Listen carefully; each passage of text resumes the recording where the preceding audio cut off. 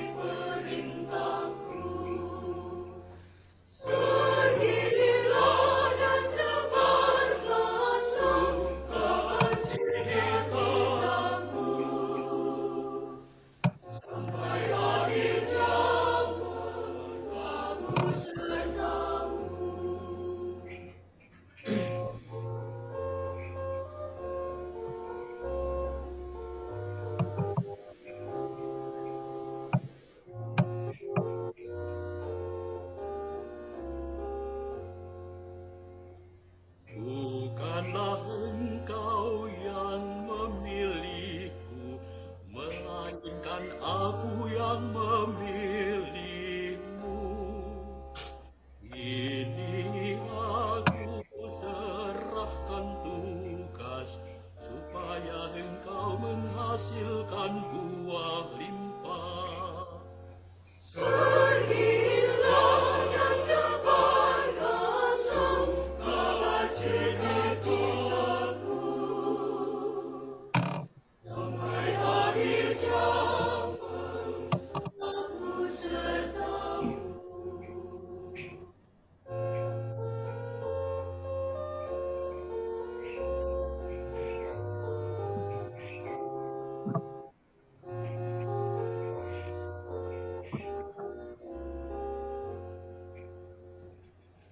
Jangan bimbang dan ragu hatimu, yakinlah aku hadir di sampingmu.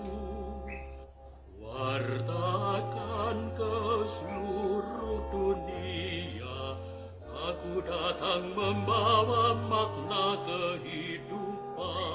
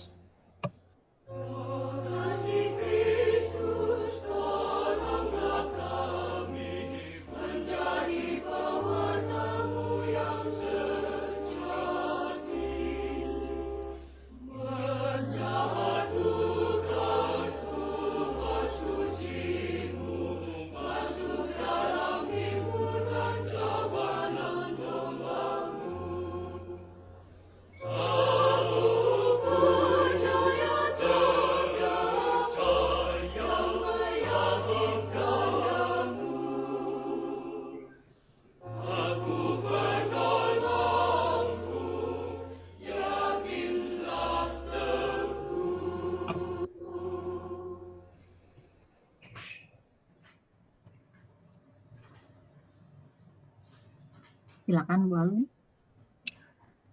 Romo Alex serta Bapak Ibu yang terkasih, mari kami satu dalam doa. Dalam nama Bapa dan Putra dan Roh Kudus. Amin. Bapa yang Maha Agung, kami datang kepadamu dan mohon, agar dalam proses pengembangan diri kami diberi aventur spirit atau jiwa petualangan yang membantu kami menghadapi tantangan-tantangan ataupun tugas-tugas baru dengan hati terbuka, tidak dengan ketakutan akan risiko, dalam kepercayaan kami kepada kebijaksanaan Allah yang Maha Pendidik, yang mengenal kami dalam setiap tahap perkembangan kami. Ya Bapa, dengan demikian maka kami akan terwujud sebagaimana yang Bapa memimpikan kami, diri kami ini masing-masing.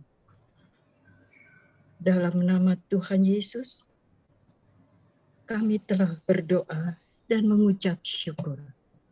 Dalam nama Bapa dan Putra dan Roh Kudus. Amin. Amin. Terima kasih Bu Alwin. Romo, kami sudah siap untuk mendengarkan bimbingan rohani dari Romo yang berjudul Seperti Apa Allah yang Memimpikan Diriku. Silakan, Mo. Ya. Oke. Pertama, selamat berjumpa dalam pertemuan sadana pada hari ini. Saya sendiri sudah lama berpikir-pikir kapan kita bertemu, karena kadang-kadang ada halangan-halangan. Misalnya minggu lalu ada pesta Sabtu malam Paskah, dan yang akan datang ada Sabtu Lebaran.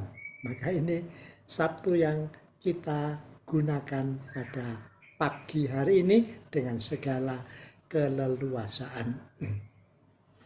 Tema kita ialah mengenai Be Yourself. You are God's dream. Suatu gambar abstrak yang saya temukan di samping pintu gerbang perpustakaan The Nobili College, Pune, India. Be yourself. Jadilah dirimu sendiri. Itu sudah kita renungkan. Pertama, apa maknanya menjadi diri sendiri? Dan yang kedua, kesadaran bahwa kita lahir dengan pembawaan asli, baik bakat maupun cacat. Keduanya seimbang. Itu semua, baik bakat maupun cacat, adalah anugerah Sang Pencipta. Maka kemudian kita bertanya, apakah aku menerima diriku sendiri? Suatu pertanyaan yang sudah kita renungkan tempo hari. Kemudian kita juga sudah merenungkan, mari kita belajar dari sang gambar Allah, Yesus sendiri. Kalau kita menjadi diri sendiri sesuai impian Allah Bapa, ada contohnya yang sempurna, ialah Yesus Kristus. Maka kita renungkan tempo hari, belajar dari sang gambar Allah. Tema kita sekali lagi, jadilah dirimu sendiri, karena kamu adalah buah impian Allah.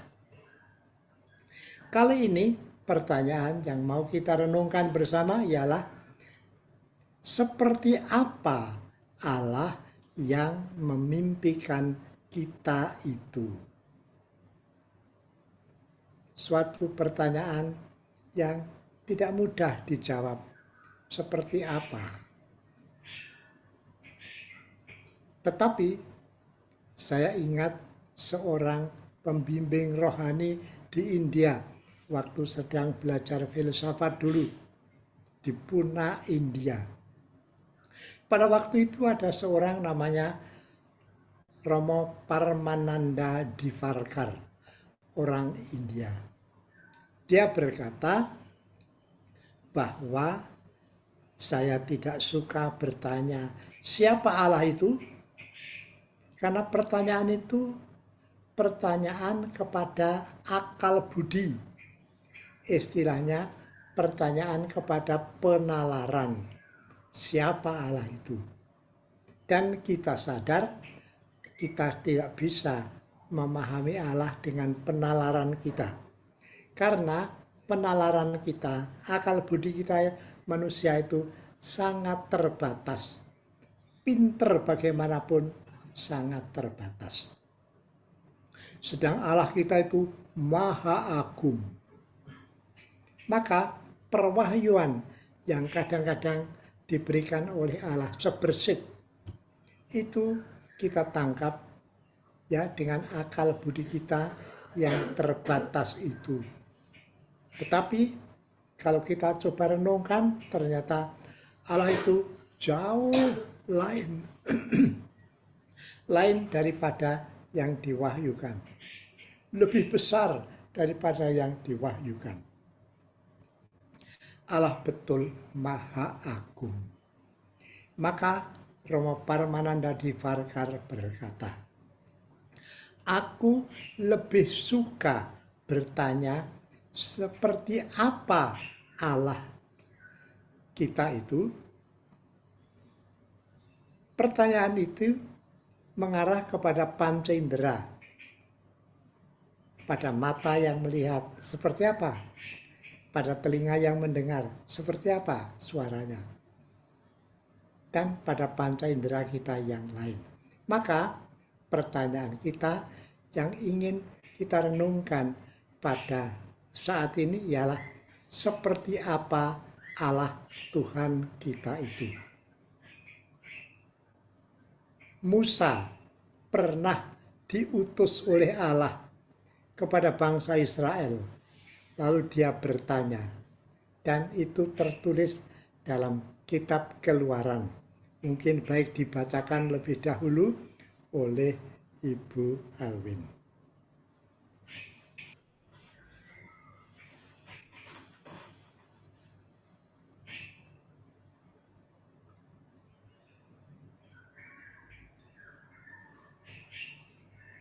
Ya, dibacakan dengan suara kalau bisa.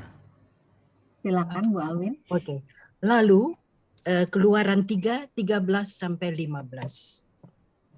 Lalu Musa berkata kepada Allah, tetapi apabila aku mendapatkan orang Israel dan berkata kepada mereka, Allah nenek moyangmu telah mengutus aku kepadamu, dan mereka bertanya kepadaku, bagaimana tentang namanya? Apakah yang harus kujawab kepada mereka? Firman Allah kepada Musa, aku adalah aku. Lalu firman-Nya, beginilah kau katakan kepada orang Israel itu, akulah aku, telah mengutus aku kepadamu. Selanjutnya berfirmanlah Allah kepada Musa, beginilah kau katakan kepada orang Israel, Tuhan, Allah nenek moyangmu, Allah Abraham, Allah Ishak, dan Allah Yakub telah mengutus aku kepadamu. Itulah namaku untuk selama-lamanya, dan itulah sebutanku turun-temurun. Oke, jadi ketika Musa bertanya, siapa engkau Tuhan? Dijawab, aku adalah aku. Itu jawaban yang abstrak. Tidak bisa digambarkan. Apa itu? Aku adalah aku. Tetapi kemudian Tuhan menyambung. Aku adalah Allah nenek moyangmu. Nah, mereka tahu nenek moyang. Aku adalah Allah Abraham, Allah Ishak, dan Allah Yakub. Mereka semua lalu sadar, oh inilah Yahweh Allah yang mengutus Musa datang kepada kami. Dialah Allah nenek moyang kita yang pernah kita dengar kisahnya. Mungkin beberapa pernah mendengar, pernah menemui, bahkan pernah mengenal mereka. Oleh karena jawaban yang kedua itu jawaban yang konkret, bisa dibayangkan seperti apa Abraham, seperti apa Ishak, dan seperti apa Yakub. Dan itulah Allah yang akan mengutus Musa ke Israel. Oleh karena itu, dalam renungan ini kita juga mau bertanya, seperti apa Allah yang memimpikan kita? Seperti apa? Lalu kita akan mendapat beberapa jawaban yang konkret bisa kita bayangkan. Yang pertama ialah Allah itu seperti induk Raja Wali. Kita bisa membayangkan Raja Wali seperti apa itu. Kalau di Indonesia ada burung yang besar namanya Garuda. Terdapat di Maluku. Burung yang sama terdapat di Amazon di Brasil. Burungnya besar, gagah, indah, sangat ganas juga. Burung Garuda. Yang sedikit lebih kecil, tetapi sama ganasnya, sama gagahnya adalah Raja Wali. Maka kita dengarkan sabda Tuhan mengenai Raja Wali itu. Seperti apa Allah kita? Seperti induk Raja Wali. Silakan Ibu Alwin membacakan mengenai perumpamaan tentang induk Raja Wali. Itu, mari kita membuka Alkitab kita dari Ulangan 32 ayat 9 sampai 11. Ulangan 32 ayat 9 sampai 11. Tetapi bagian Tuhan ialah umatnya. Yakub ialah milik yang ditetapkan baginya. Didapatinya dia di suatu negeri, di padang gurun, di tengah-tengah ketandusan dan auman padang belantara. Dikelilinginya dia dan diawasinya, dijaganya sebagai biji matanya. Ayat 11, laksana Raja Wali menggoyang bangkit isi sarangnya, melayang-layang di atas anak-anaknya, mengembangkan sayapnya, menampung seekor, dan mendukungnya di atas kepaknya. Oke, itulah gambaran yang diberikan oleh Perjanjian Lama. Allah kita seperti induk Raja Wali. Maka orang Israel berkata, Allah adalah seorang ibu yang lembut tetapi yang tegas. Seperti induk Raja Wali. Raja Wali itu burung elang yang besar. Itu di Indonesia ada cukup banyak Raja Wali itu. Burung Raja Wali biasanya membuat sarangnya di atas pohon yang tinggi, apalagi di atas jurang. Orang bertanya, kenapa harus memilih pohon tinggi di atas jurang? Ternyata itu suatu insting dari burung Raja Wali. Karena dia membuat sarang di atas pohon dengan ranting-ranting dan dengan rumput-rumputan kering. Lalu dia bertelur di sana. Tetapi biasanya ada tikus hutan, ada ular yang suka makan, anak Raja Wali. Maka dibikinlah sarang di atas pohon yang tinggi dan di atas jurang yang dalam supaya aman. Dan burung Raja Wali itu mengerami anaknya di sana. Kalau sudah menetas, burung Raja Wali seringkali pergi mencari makan, memberi makan kepada anaknya satu atau dua pada sarang itu, yang menunggu di sana dengan tenang, tidur-tiduran karena akan dikirim makanan oleh induknya. Kalau sudah agak besar, bulu-bulunya mulai tumbuh, dan akhirnya bulu-bulunya itu mulai lengkap, induk Raja Wali sering melayang di atasnya untuk memperlihatkan kepada anaknya bahwa dia bisa terbang. Kalau sayapnya sudah agak lengkap, anak burung Raja Wali itu sering mengepak-ngepakkan sayapnya. Dan induknya melihat dia sudah cukup untuk terbang. Maka dikatakan tadi, burung Raja Wali itu akan menggoyang bangkitkan sarangnya, menggerakkan sayapnya sehingga ranting-ranting pada lepas dan rumput kering pada jatuh. Sehingga burung Raja Wali itu hinggap pada dahan yang ada saja. Lalu burung Raja Wali induknya akan menggerakkan badannya sehingga anak burung itu terpaksa jatuh, meluncur dan membuka sayapnya. Kalau belum cukup, maka induk Raja Wali akan menukik ke bawah dan mengangkat anaknya ke atas sayap-sayapnya sampai ke langit yang bebas. Lalu akan dilepaskan dan anak Raja Wali yang muda itu bisa mulai melayang-layang di atas angkasa juga. Itulah perumpamaan yang diberikan oleh perjanjian lama.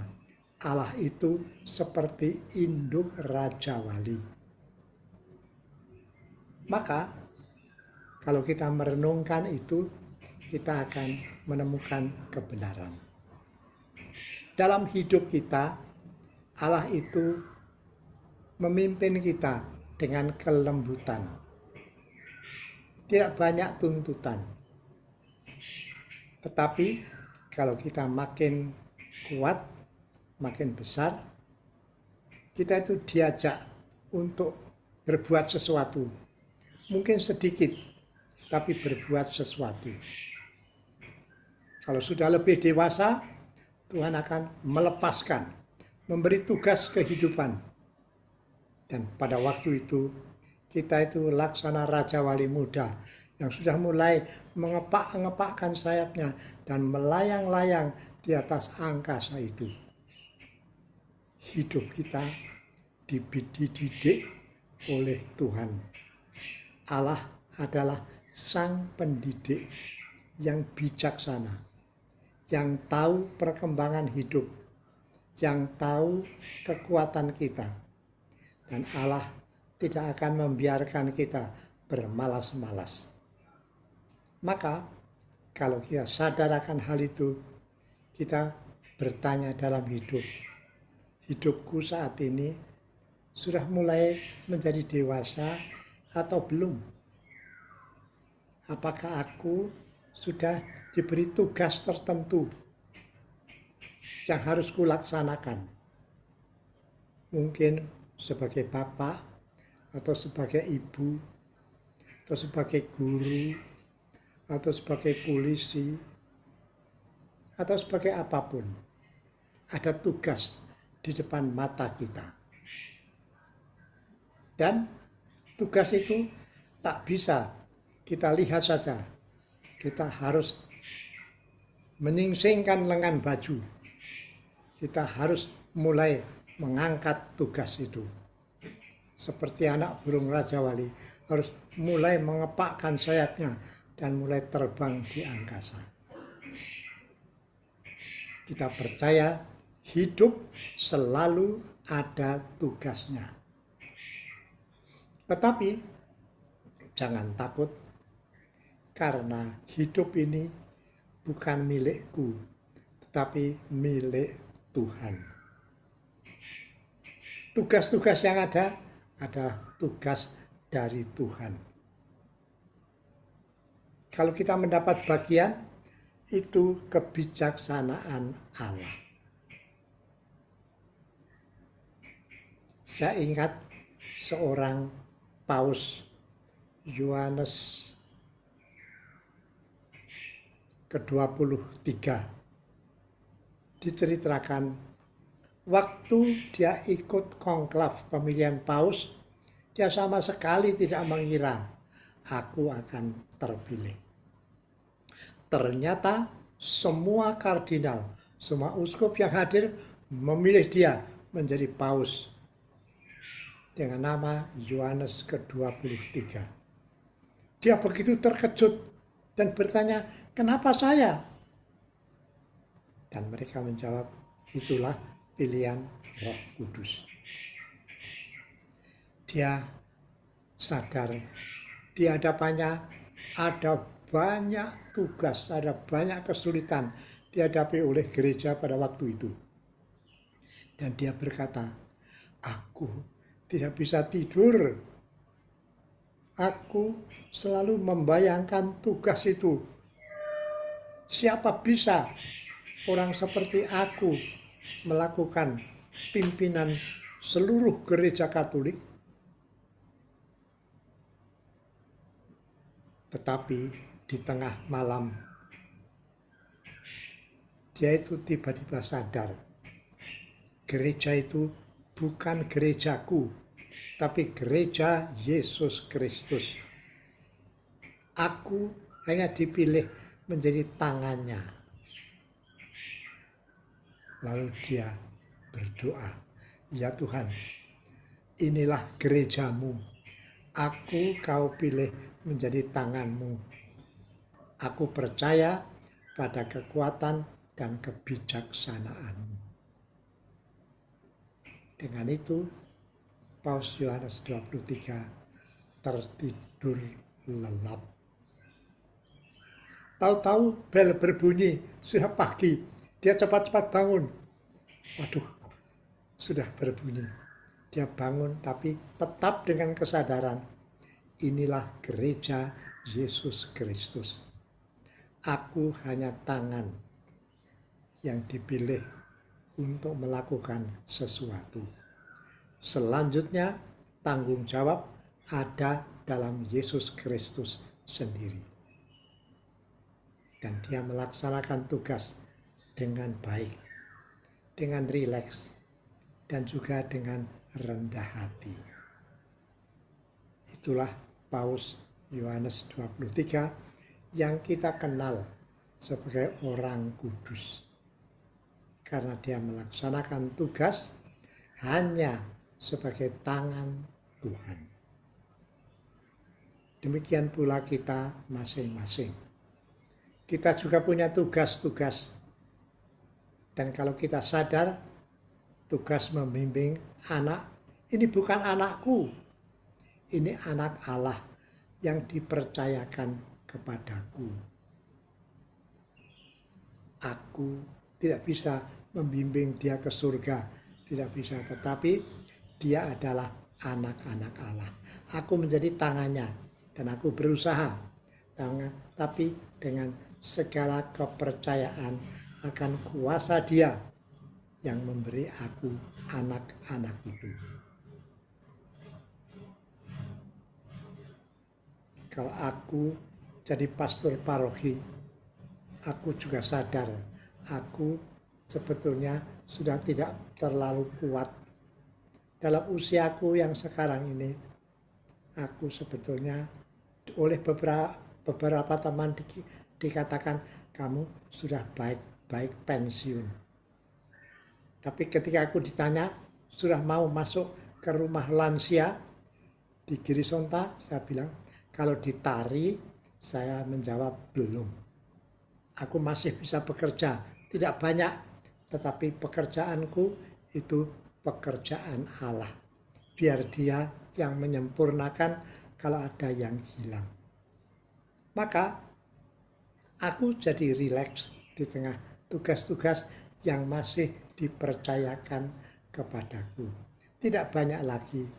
Misalnya pada Trihari Suci, aku kebanyakan menjadi umat karena bacaan begitu banyak, mataku sudah tidak bisa melihat. Tetapi ketika aku disuruh berdiri di altar bersama romo-romo yang lain, aku berdiri saja. Tidak banyak membaca. Kemudian romo yang di samping saya berkata, romo berdoa setelah setelah konsekrasi itu. Lalu saya berkata, ingatlah ya Tuhan akan gerejamu yang tersebar di seluruh bumi. Berkatilah Papaus kami Fransiskus, Papaus kami Ignatius Kardinal Suharyo, para rohaniwan-rohaniwati, dan seluruh umat kesayanganmu. Hanya itu, karena itu saya hafal. Saya percaya yang memberi tugas itu Allah yang mengenal saya dan lebih baik mengenal umatnya yang ada di sekitarku ini. Maka perumpamaan tentang Raja Wali ini sesuatu yang pantas kita baca karena ada banyak hikmahnya yang bisa kita tangkap. Ada perumpamaan lain yang saya pilih untuk dibacakan karena dengan itu kita bisa juga lebih mengenal seperti apa Allah kita itu. Ibu Alwin akan membacakan perumpamaan mengenai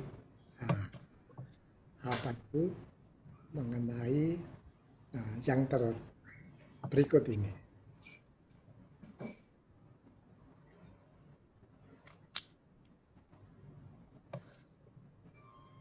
Penabur.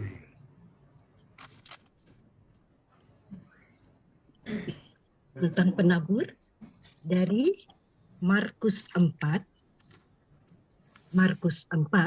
ayat 26 sampai 29. Ayatnya yang ke-26 sampai 29. Perumpamaan tentang benih yang tumbuh. Lalu kata Yesus, beginilah hal kerajaan Allah itu, seumpama orang yang menabur benih di tanah. Lalu pada malam hari ia tidur, dan pada siang hari ia bangun, dan benih itu mengeluarkan tunas, dan tunas itu makin tinggi. Bagaimana terjadinya? Tidak diketahui orang itu. Bumi dengan sendirinya mengeluarkan buah. Mula-mula tangkainya, lalu bulirnya, kemudian butir-butir yang penuh isinya dalam bulir itu. Apabila buah itu sudah cukup masak, orang itu segera menyabit, sebab musim menuai sudah tiba.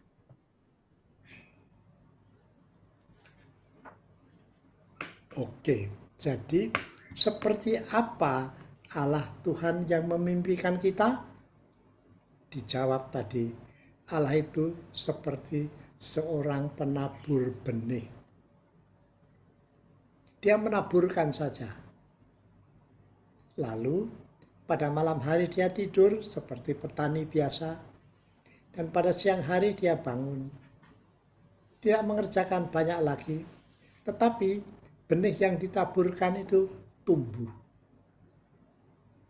Dan mula-mula masih kecil-kecil, tapi kemudian menjadi pohon. Dan akhirnya menghasilkan tunas-tunas yang menunjukkan hasilnya. Dan akhirnya buah-buahnya menjadi masak. Sudah mulai waktunya untuk dipetik, untuk dituai. Allah yang memimpikan kita itu seperti seorang penabur benih. Hidup kita ada di tangan Allah. Hidup kita itu dibiarkan oleh Allah tumbuh tanpa banyak bekerja, tanpa banyak bekerja. Tumbuh dengan kekuasaan Allah. Di mana kuasa Allah? Kita sadari, antara lain dalam pernafasan kita. Kita itu tidur bernafas, bangun bernafas, makan bernafas, berlari-lari bernafas. Apapun yang kita lakukan itu didukung oleh pernafasan. Nafas yang mengatur aliran darah dalam tubuh kita. Darah itu mengalir sendiri, diatur oleh pernafasan. Bayangkan itu, bagaimana itu? Kita tidak tahu. Itulah keajaiban alam. Kita hanya duduk bernafas. Atau malah tanpa sadar. Kalau saya berbicara, saya bernafas tanpa sadar. Tapi darah itu mengalir sampai ke seluruh tubuh kita. Sampai ke ujung-ujung jari kaki dan ujung-ujung jari tangan. Sampai ke kepala. Bahkan rambut itu tumbuh karena ada aliran darah sampai ke kepala. Kuasa Allah ada dalam tubuh kita. Ajaib, mengagumkan, tapi jarang kita sadari. Buddha Gautama itu biasa diam, memperhatikan nafasnya sampai 1 jam, 2 jam, dan menyadari nafas ini adalah kehidupan. Nafas ini adalah anugerah. Dan itulah karya Allah. Sang penabur itu. Dan tidak hanya pada pernafasan, kita juga bisa memperhatikan pencernaan. Kita makan nasi, kita makan buah-buahan, kita makan saja biasa. Ternyata saripatinya itu disebarkan, dialirkan oleh darah sampai ke tubuh kita. Dan kita menjadi sehat. Apalagi kalau sekali-sekali berjemur pagi. Ada sinar matahari pagi membantu makanan yang sudah kita nikmati. Pencernaan kita itu suatu mukjizat yang mengagumkan juga. Kita sehat hanya makan begitu saja. Kadang-kadang tidak tahu ini menyehatkan atau tidak. Pokoknya saya merasa enak makan ini. Atau ada yang beritahu jangan makan terlalu banyak yang manis-manis. Atau jangan makan terlalu banyak yang pedas-pedas. Tapi sekali-sekali boleh juga tentu saja. Maka Allah berkarya dalam pencernaan kita. Allah itu sang penabur. Dan kita itu tumbuh dalam kuasa Allah. Lewat pernafasan, lewat pencernaan. Tetapi tambah lagi, Allah bekerja juga dalam diri kita. Makin tua, makin dewasa, kita tahu akan tugas yang membuat kita berharga. Dan ada tantangan, ada kesulitan. Tapi aku diberi daya tahan, diberi semangat untuk mengatasi kesulitan. semakin besar kesulitan, semakin besar tantangan, semakin besar jiwa petualangan. Waktu saya di India ikut sadhana, ada seorang Romo, orang Spanyol yang membantu Pater Anthony de Mello. Romo itu menanamkan dalam diri kita, para pengikut sadhana, pengikut kursus sadhana, itu yang disebut aventur spirit. Aventur spirit adalah jiwa petualangan. Dengan jiwa petualangan, kita menghadapi tugas, tidak dengan ketakutan akan kelemahan kita, tidak dengan kekhawatiran akan banyaknya kesulitan, tapi dengan kepercayaan Tuhan akan membantu. Jiwa petualangan, kata Pater, itu adalah salah satu unsur yang penting dalam kaul ketaatan. Kalau aku diutus pada tugas tertentu, jangan mulai dengan takut. Mulailah dengan jiwa petualangan. Saya mengalami waktu saya pulang dari India, kebetulan ada tawaran dari pimpinan provinsi, Pater Provinsial, dibutuhkan orang di Pulau Buru, bekerja di antara tahanan politik G30S. Kami ada beberapa orang muda, semua pada saling melihat. Saya tunjuk jari, saya siap, Romo. Alex, kamu tahu tugas di sana? Tidak tahu. Kamu itu akan menghadapi 18.000 tahanan politik. Oke. Dan kamu tahu tugas di sana? Tidak. Kamu pernah ke Maluku? Belum. Tetapi aku bilang, aku dari sadhana diberi semangat yang disebut jiwa petualangan. Makin tidak jelas, makin menarik itu. Karena saya percaya ada Tuhan yang akan mendampingi. Oke, kalau begitu. Tapi aku tidak tahu caranya untuk mencari izin ke sana.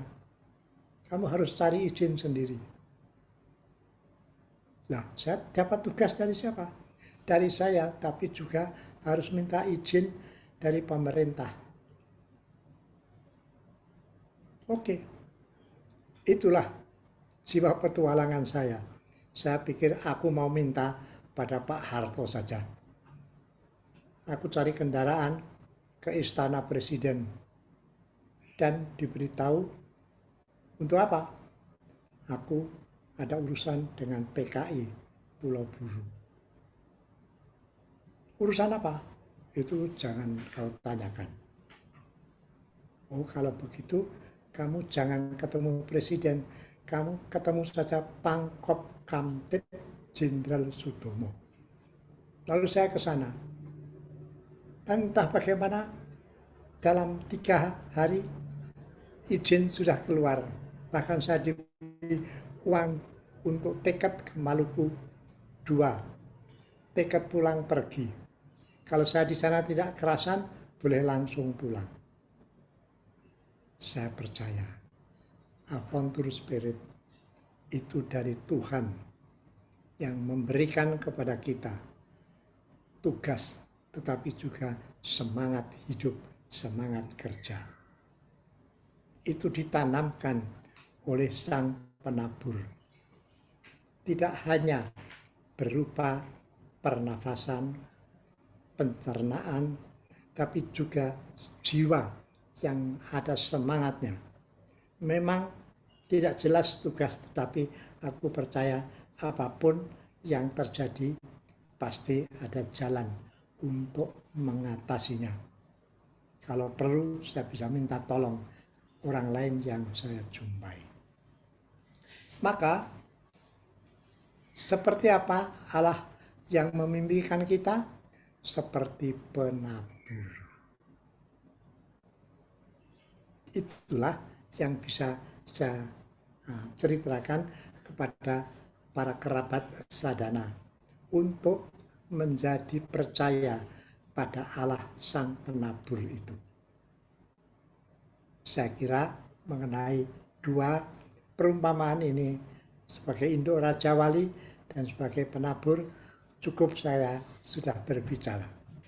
Ada beberapa lagi yang ada tetapi terserah kepada host, masih cukup waktu atau sudah cukup Masih pembicaraan bisa, saya. Mo. Kita masih bisa untuk 2 atau 3 ayat lagi.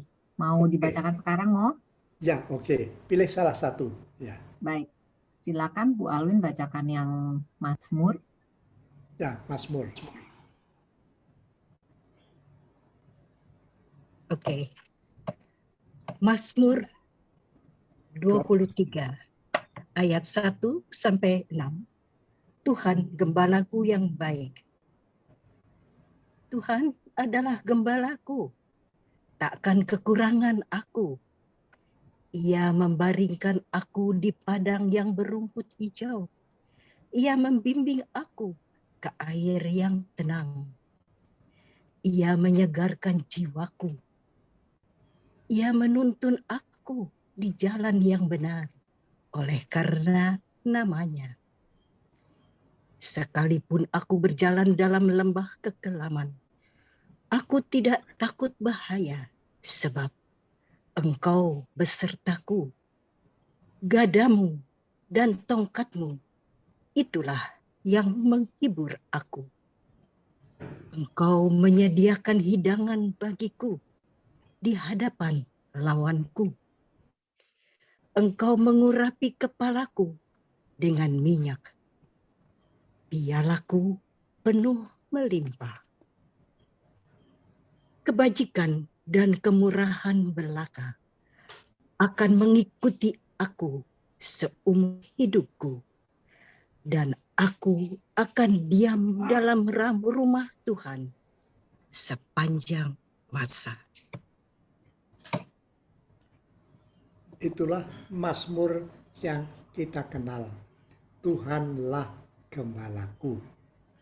Kita sering menyanyi, Tuhanlah gembalaku, takkan kekurangan aku. Perumpamaan ini bagi saya paling sedikit menunjukkan dua hal. Dia membimbing aku ke air yang tenang, ke padang rumput yang hijau. Artinya Tuhan tahu kebutuhan hidupku. Perlu air untuk minum, perlu rumput untuk dimakan oleh kawanan dombanya. Kita masing-masing punya kebutuhan hidup. Dan kalau kita semua sadar, sampai sekarang kebutuhan-kebutuhan itu tercukupi. Entah apa caranya.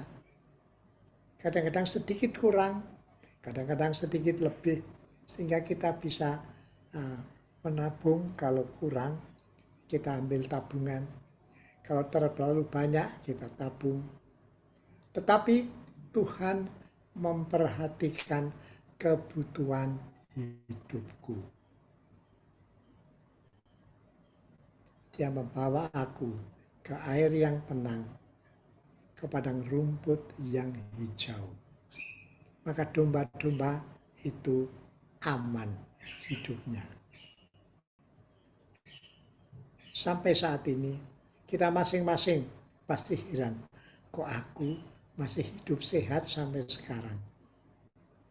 Caranya gimana ini ya? Tapi dari hari ke hari, ternyata Sang Gembala memperhatikan kebutuhan hidupku.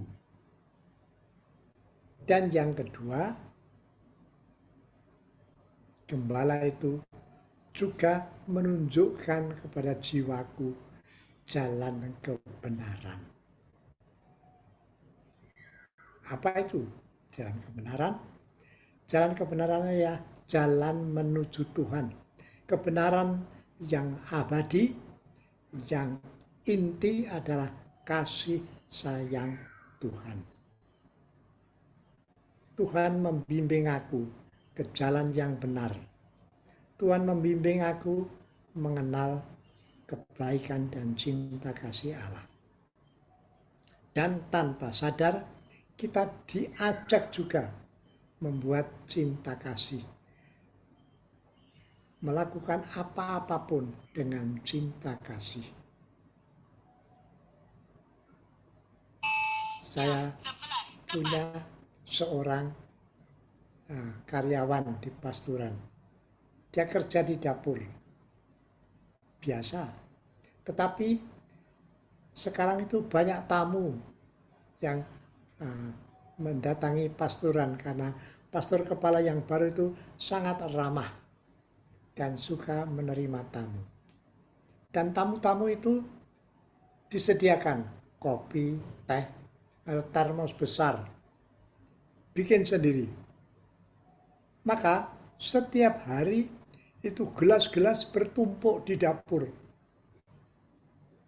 Tapi Bapak itu melihat itu dan satu persatu dibersihkan, dicuci, lalu diletakkan di tempatnya supaya menjadi kering sendiri tanpa dilap. Dia melakukan dengan senang hati, dia melakukan dengan cinta kasih.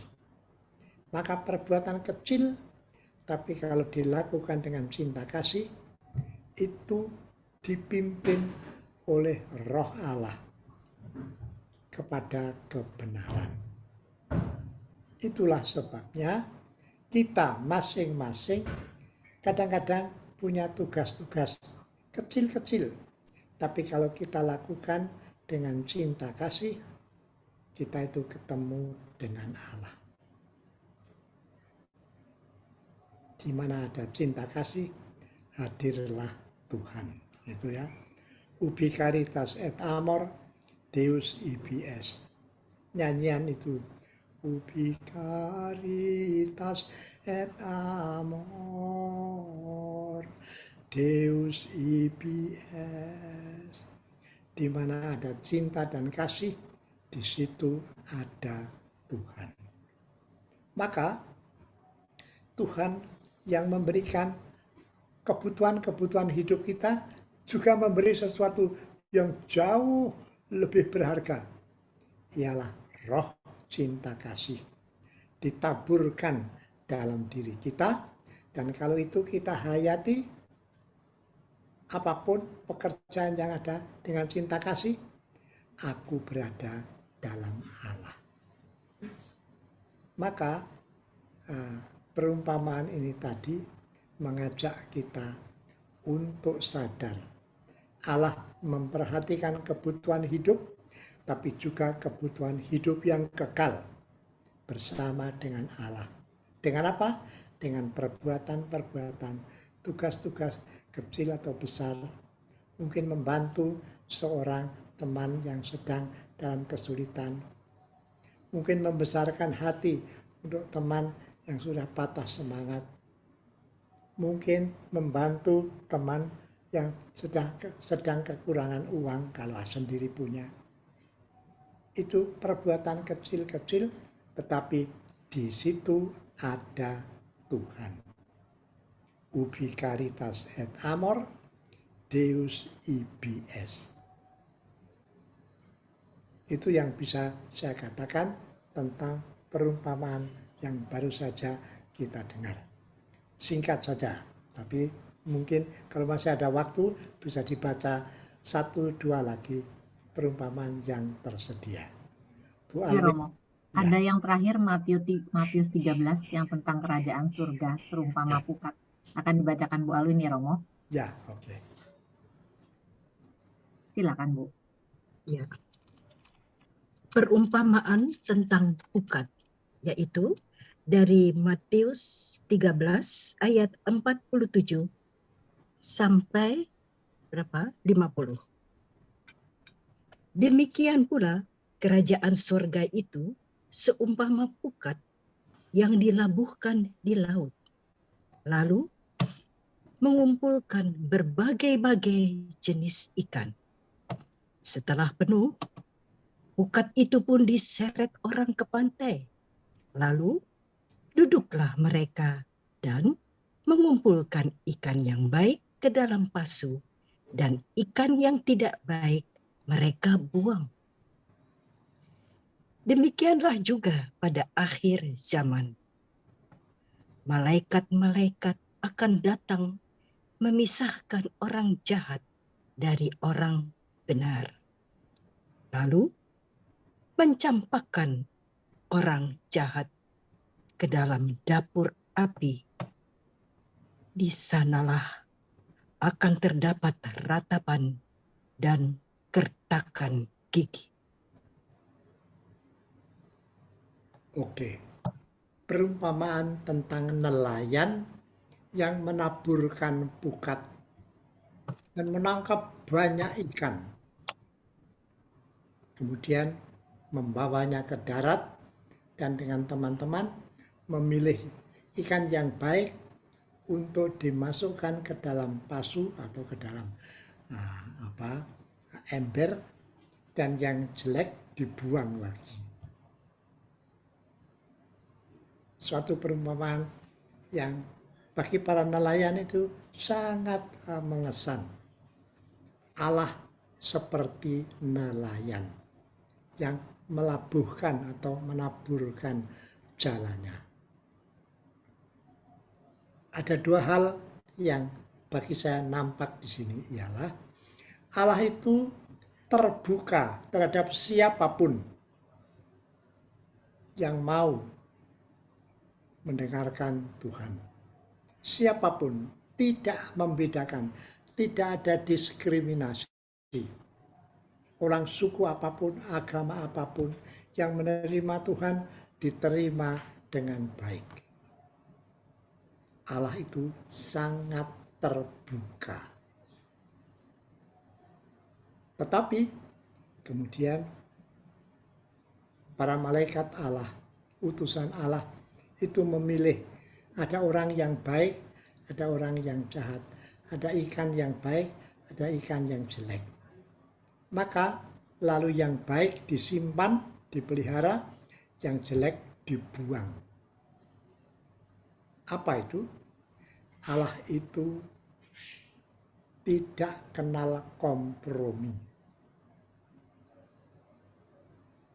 Allah itu membedakan yang baik dan yang jelek. Yang baik dipelihara, yang jelek dibuang. Dan dikatakan dibuang ke dapur api yang menyala-nyala. Di sana ada ratap dan kertak gigi. Maka Allah itu terbuka kepada siapapun yang mau datang kepadanya. Siapapun, tak peduli suku, tak peduli agama, tak peduli kekayaan atau kemiskinan, siapapun yang mau diterima oleh Allah. Tetapi kemudian dia harus menghayati hidupnya. Kalau hidupnya baik, ditandai oleh cinta kasih, akan disimpan. Kalau jelek ditandai oleh kebencian, oleh dendam, akan dibuang. Maka baik dan jelek itu sangat tergantung pada Allah. Istilahnya pada cinta kasih.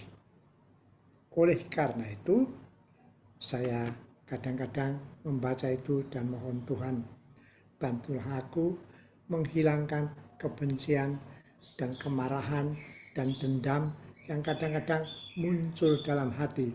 Biasa itu.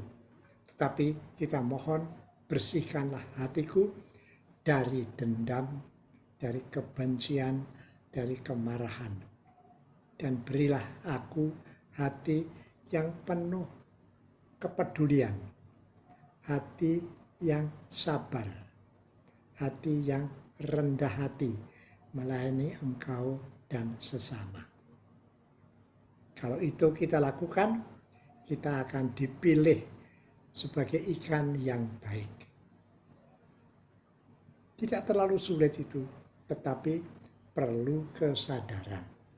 Maka sadar akan cinta kasih yang bisa kita berikan, sadar akan dendam, kebencian yang bisa menghambat, lalu yang menghambat kita singkirkan sedapat mungkin. Kalau merasa sulit, Tuhan bantulah aku. Aku merasa begitu dendam kepada tetanggaku yang menipu aku. Itulah kesempatan bagimu untuk belajar mengampuni. Maka kesulitan dan tantangan adalah kesempatan untuk belajar menjadi penuh cinta kasih seperti Yesus sendiri dibunuh, dibenci, dan itu menjadi sarana dia menebus umat manusia. Dan dia dibunuh, kemudian dibangkitkan, mencapai kemuliaan yang tiada batasnya. Oleh karena itu, perumpamaan ini sangat berguna. Sekali-sekali kita renungkan dan kita pakai menjadi bahan doa singkat dalam batin kita masing-masing. Sadhana itu mengajak kita membaca kitab suci, membaca pengalaman hidup, dan mencoba menemukan firman Tuhan yang membimbing kita kepada kebaikan. Yang membimbing kita bukan hanya firman Tuhan dari kitab suci, tapi juga pengalaman-pengalaman hidup keseharian. Kita selalu bisa belajar untuk menjadi lebih Kristiani, lebih dekat dengan Tuhan. Karena di sana sini selalu ada kesempatan untuk berbuat cinta kasih, sebagaimana dianjurkan oleh Kristus Tuhan. Salah satunya ialah mengikuti Ekaristi. Dalam Ekaristi kita menerima tubuh dan darah Kristus. Yesus bersabda, yang makan dagingku dan minum darahku akan kubangkitkan pada akhir zaman. Karena bukan dia yang hidup, tapi aku yang hidup dalam dirimu. Ya Tuhan, terima kasih atas kesempatan merenungkan bersama dengan kerabat sadhana yang pada pagi hari ini menyempatkan diri untuk merenung bersama-sama ini. Bunda Maria, doakanlah kami sebagaimana Engkau selalu menyimpan pengalaman-pengalaman batin bersama Kristus Putramu dalam hatimu. Amin. Itulah yang bisa saya sumbangkan kepada para kerabat sadhana untuk hari ini mengenai seperti apa Allah yang memimpikan diriku. Saya kembalikan waktu kepada host, kepada pemandu acara, Ibu Lucy Romo. Lucy, ya. Baik Romo, terima kasih banyak untuk pengajaran yang barusan Romo sampaikan. Romo, silakan istirahat sebentar. Saya berikan pengumuman sedikit kepada teman-teman ya, Mo ya. Ya, baik ya. Baiklah. Teman-teman, seperti biasa, materi dan rekaman acara hari ini nanti akan di-share di WAG Sadhana. Oke, karena waktu sudah agak siang, kita akan hanya punya satu pertanyaan hari ini kepada Romo ya. Ya. Sebelumnya juga saya mau share ini kepada teman-teman yang ingin memberikan persembahan kasih untuk pengembangan sadhana. Teman-teman bisa transfer ke rekening BCA-nya Sadhana. Nomor rekeningnya 730-028-5656 atas nama Heni Junaini atau Dewi. Terima kasih banyak untuk taburan teman-teman selama ini. Sangat memberkati dan membantu Sadana. Berikutnya adalah pertemuan kelas berikut. Kita akan ketemu lagi, wah agak lama nih, tanggal 13 Mei 2023. Karena April nanti ini kita akan ketemu dengan libur Lebaran, sehingga kita ketemu lagi di minggu kedua bulan Mei, teman-teman. Terima kasih untuk perhatiannya atas pengumuman ini. Kita akan masuk ke pertanyaan, boleh Mo? Boleh, kalau bisa, ya silakan. Baik, tadi Romo menyinggung tentang jiwa petualangan. Nah, ada satu teman bertanya, jiwa petualangan itu maksudnya apakah kita langsung terima aja kalau kita diberikan tugas dan hati kita tergerak untuk mau melakukannya. Jadi, kalau hati kita tergerak itu, apakah kita tidak perlu berdoa atau discernment dulu tentang tugas tersebut? Langsung aja lakukan dan percaya bahwa Tuhan ada bersama kita waktu kita menjalankan tugas itu. Gimana, Mo? Oke, baik. Adventure spirit, jiwa petualangan, justru bagian dari discernment. Discernment itu memilih dan memilah. Kalau ada tugas yang kira-kira sulit, tetapi ditawarkan oleh pembesar, pertama, saya percaya pembesar pasti tahu kemampuan anggota-anggotanya. Dan kalau begitu, saya juga ada di tengah saudara-saudara yang sedang berkumpul. Maka tahu atau percaya provinsial saya, pimpinan saya itu mengenal. Dan saya juga tertarik untuk pekerjaan itu. Meskipun saya tidak tahu, tetapi saya kenal sebelum saya ada Romo. Misalnya di Pulau Buru, sebelum saya itu ada Romo Jerman, Romo Roofing, yang lebih sulit lagi karena dia orang asing, bukan warga negara Indonesia, dan mau tugas di sana. Dan dia diterima saja, tapi dalam waktu cukup singkat, dia itu tidak boleh masuk ke daerah tahanan politik. Lalu saya sadar ada yang tidak memungkinkan dia, yang memungkinkan saya. Lalu saya memang sudah pernah mendengar sebelumnya, maka ada discernment singkat dalam diriku mengenai tugas-tugas itu, dan ada kepercayaan kepada pimpinanku, kepada Romo Provinsial yang menawarkan kepada kami. Maka itu adventure spirit itu tidak nekat, tidak ngawur, tidak ada discernment, tetapi dalam waktu cukup singkat percaya kepada yang menawarkan tugas dan percaya kepada kesehatan yang masih diberikan oleh Tuhan pada waktu itu.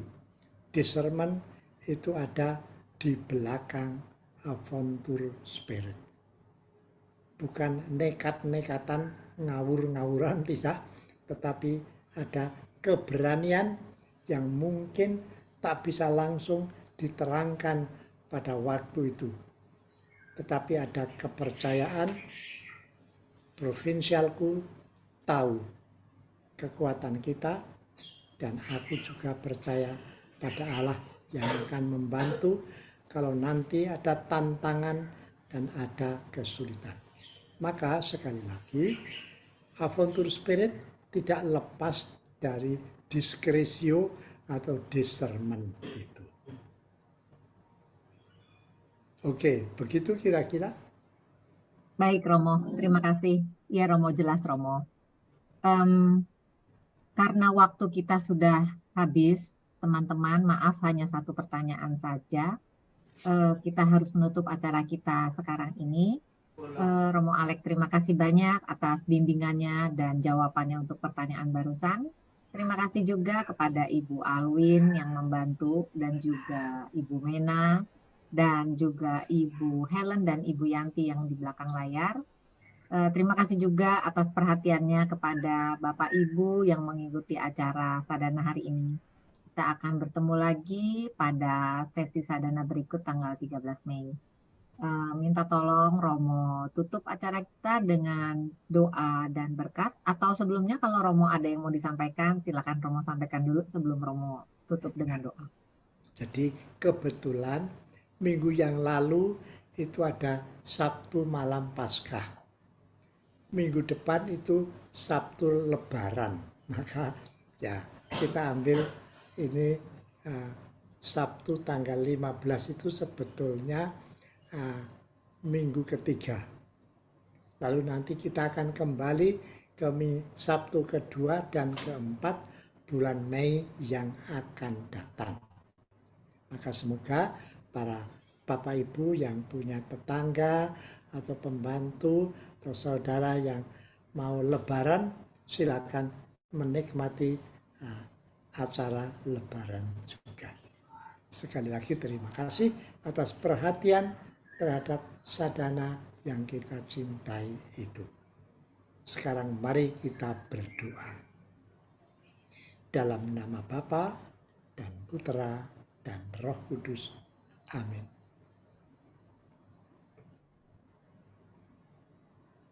Allah Bapa di surga, hidup kami adalah perjalanan. Seringkali kita menjumpai kesulitan, tapi seringkali juga ada teman-teman sejawat seperjalanan. Kami berterima kasih atas yang membantu dan bersyukur atas tantangan yang membuat kami lebih dewasa dalam iman dan kepercayaan kepada Roh-Mu. Semoga iman kami dalam kebangkitan Kristus yang baru saja kita rayakan makin kuat, karena Kristus juga mengalami banyak tantangan. Demikian pula para rasul sesudahnya. Biarlah kami mengalami tantangan dan kesulitan yang membantu kita lebih percaya kepada kuasa dan kasih Allah. Bunda Maria, Engkau yang banyak menderita bersama putramu, Engkau pula yang bergembira dalam kebangkitan putramu, doakanlah kami semua. Demi Kristus Tuhan dan pengantara kami. Amin. Amin. Semoga Tuhan beserta kita Sekarang dan selama-lamanya. Semoga para kerabat sadana sekalian yang terkasih diberkati oleh Allah yang Maha Kuasa, Bapa dan Putra dan Roh Kudus. Amin. Dengan ini perjumpaan kita kali ini sudah selesai. Syukur kepada Allah.